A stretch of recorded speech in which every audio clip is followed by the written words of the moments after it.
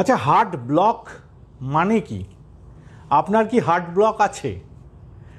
হার্টের যত রোগ হয় সেটা নিয়ে যখন আমরা চিন্তা করতে বসি, প্রথমে যে জিনিসটা নিয়ে আমরা অনেকে খুব হঠাৎ করে একটু ভয় পেয়ে যেতে ভালোবাসি সেটা হচ্ছে হার্ট ব্লক। অথচ এই হার্ট ব্লক ব্যাপারটা কি, এটা কিন্তু আমার মনে হয় অনেকেই কিন্তু আমরা পরিষ্কারভাবে জানি না।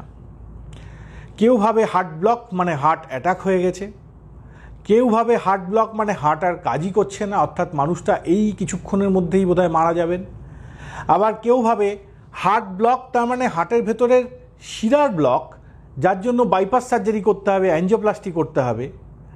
আবার অনেকে কিন্তু হার্ট ব্লকের সঠিক অর্থটাও জানেন। তাহলে হার্ট ব্লকের সঠিক অর্থটা কি, এবং এটা নিয়ে যে কনফিউশন কিছু রয়েছে আমাদের মধ্যে, সেটা নিয়েই আজকে একটু আলোচনা করব।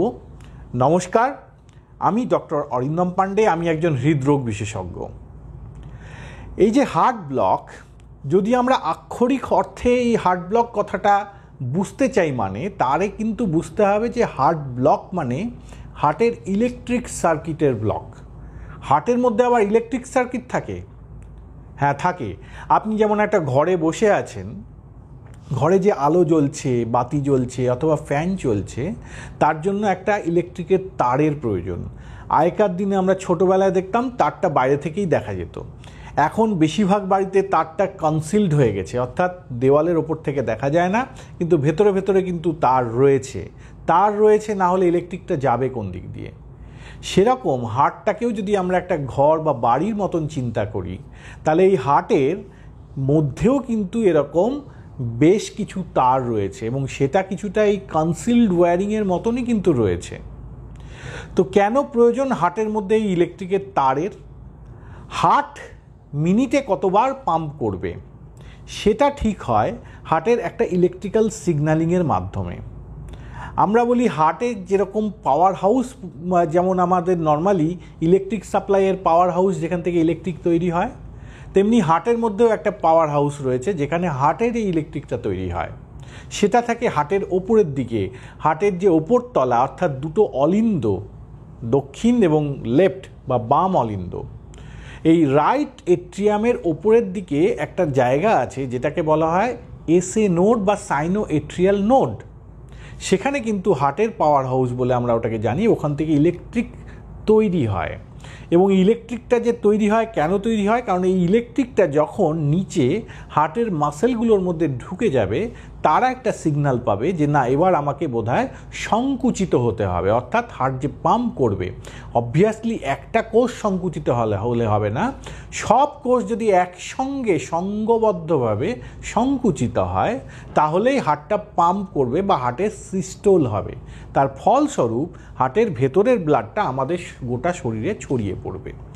এই যে ইলেকট্রিক্যাল সিগন্যাল, এটা এসএ নোড থেকে তৈরি হয়ে হার্টের নিচের দিকের চেম্বারে যাবে, সেটা কিছু তারের মাধ্যমে যায়। আমরা বলি হার্টের ইলেকট্রিক্যাল সার্কিট। এই ইলেকট্রিক সার্কিটগুলোর মধ্যে যদি কোথাও কিছু ব্লকেজের সৃষ্টি হয়, সেটাই কিন্তু আক্ষরিক অর্থে হার্ট ব্লক বা হার্টের ইলেকট্রিক সার্কিটের ব্লক বলে আমরা বলবার চেষ্টা করি। আবার এই ইলেকট্রিক সার্কিটের ব্লকের কিন্তু অনেক তারতম্য আছে। কারো দেখা গেল যে তারটা নিচে গিয়ে ভাগ হয়েছে, ডান দিকের তারটা খারাপ হয়েছে বা বন্ধ হয়ে, আমরা বলি রাইট বান্ডিল ব্রাঞ্চ ব্লক। কারো বাঁ দিকের যে তারটা যাওয়ার কথা সেটা বন্ধ হয়ে গেছে, আমরা বলি লেফট বান্ডিল ব্রাঞ্চ ব্লক। কখনো কখনো ওপরের চেম্বার আর নিচের চেম্বারের মাঝে যে ইলেকট্রিকটা পাত হয়ে সেটা পুরোপুরি কাট অফ হয়ে যায়, আমরা বলি কমপ্লিট হার্ট ব্লক। এটাই কিন্তু হার্ট ব্লক বলতে আমাদের সবথেকে আগে মাথায় আসা উচিত। অর্থাৎ ওপরের চেম্বারের ইলেকট্রিক্যাল সার্কিটের সঙ্গে নিচের চেম্বার সম্পূর্ণভাবে কাট অফ হয়ে গেছে। এটা কিন্তু একটা এমার্জেন্সি সিচুয়েশান।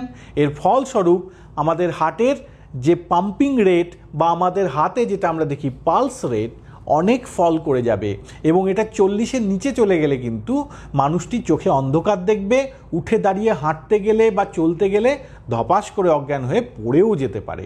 এটা খুব একটা ভালো সিচুয়েশন নয়। এটা হলে সঙ্গে সঙ্গে তাৎক্ষণিকভাবে পেশেন্টকে অ্যাজ আর্লি অ্যাজ পসিবল হসপিটালে ভর্তি করতে হবে, এবং জেনারেলি এমার্জেন্সিতে বা তার কাছাকাছি কোথাও একটা টেম্পোরারি পেসমেকার পায়ের বা গলা দিয়ে হার্টের মধ্যে ঢুকিয়ে দিয়ে আপাততভাবে একটা এক্সট্রা তার যেন আমি ঢুকিয়ে দিচ্ছি হার্টের মধ্যে, দিয়ে হার্টের রেটটা আর্টিফিশিয়ালি বাড়িয়ে দিতে হয়। তাহলে এটা, এবং এইসব ক্ষেত্রে কিছু কিছু ক্ষেত্রে দেখা যায় যে কোনো একটা সেকেন্ডারি কারণের জন্য এই জিনিসটা হয়েছে, হয়তো শরীরে পটাশিয়াম বেড়ে গেছে, অথবা অন্য কোনো সমস্যা হয়েছে সেটা, অথবা কোনো ওষুধের সাইড এফেক্টে হয়েছে, সেটা যদি আপনি এলিমিনেট করতে পারেন বা কারেকশন করতে পারেন সেক্ষেত্রে হয়তো আর কিছু করতে হয় না। কিন্তু বেশিরভাগ ক্ষেত্রে এই কমপ্লিট হার্ট ব্লক হয়ে গেলে কিন্তু জেনারেলি পেশেন্টটার একটা পার্মানেন্ট পেসমেকার বা পেসমেকারের প্রয়োজন হয়। তাহলে এটাই কিন্তু মোদ্দা কথা, হার্টের ব্লক বলতে সবার বোঝা উচিত। কিন্তু মুশকিল হচ্ছে আমরা হার্টের ব্লক, আরেকটা ব্লকেজ যেটা বলি সেটা অ্যাকচুয়ালি ব্লক না বলে ব্লকেজ বলা উচিত, কারণ সেটা আমাদের হার্টের আর্টারিয়াল সাপ্লাই লাইন, অর্থাৎ করোনারি আর্টারি, আমরা বলি হার্টের যে নিজের ধমনী তার মধ্যে রক্ত সাপ্লাই করার রাস্তায় কতটা কোলেস্টেরল ডিপোজিশন হয়ে ব্লকেজ তৈরি করেছে সেটা আমরা কনফিউজ করি। সেটা অনেক সময় পার্সেন্টেজের আকারে বলা হয় যে আমার হার্টের একটা আর্টারিতে 70% ব্লক আছে, আমার হার্টের আরেকটা আর্টারিতে 90% ব্লক আছে। না না ডাক্তারবাবু আমার অ্যাঞ্জিওগ্রাম করে বলেছেন যে 20-30% ব্লক আছে, এটার জন্য এখনই চিন্তা করার কোনো কারণ নেই। তাহলে বোঝা গেল কিভাবে এই ব্লকেজ ধরতে হয়। এইটা হচ্ছে হার্টের আর্টেরিয়াল সার্কিটের ব্লকেজ। এটা করতে গেলে অ্যাঞ্জিওগ্রাফি, আইদার নর্মাল যেটা ভর্তি হয়ে অ্যাঞ্জিওগ্রাফি, কনভেনশনাল অ্যাঞ্জিওগ্রাফি আমরা বলি, অথবা city angiography, city coronary angiography করেও কিন্তু এই পার্সেন্টেজের হিসাবে হার্টের আর্টারিয়াল সাপ্লাইয়ে কোলেস্টেরল ডিপোজিশনের যে পার্সেন্টেজ বা অ্যামাউন্ট সেটা আমরা এক্সপ্রেস করতে পারি।